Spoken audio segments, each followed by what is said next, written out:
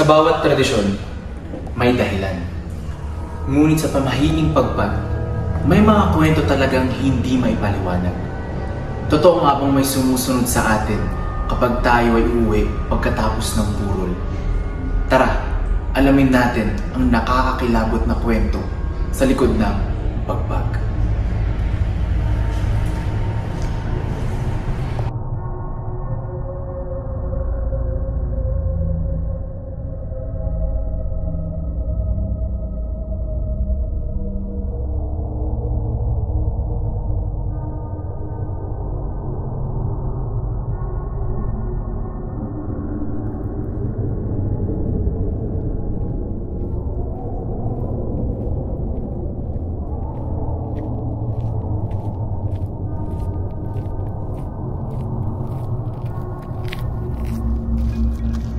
Ang pagpag ay hindi basta-bastang tradisyon.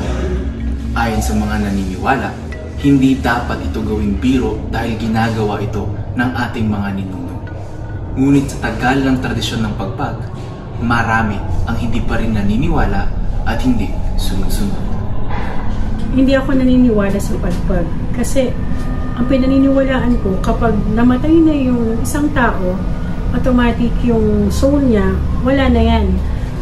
Yung physical na katawan na lang niya naiiwan at hindi siya pwedeng sumama sa mga nabubuhay. Wala akong na-experience na ganun from the time na nakaka-encounter akong pumupunta sa lamay. Wala, from the start, wala akong nararamdaman na may sumusunod o mayroong akong kasama after na nag-visit ako sa wake.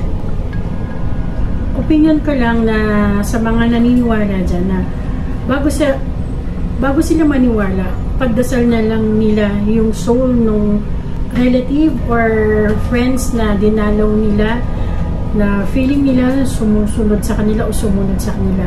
Instead, ipagdasal nila na talagang maramdaman nila yung rest in peace.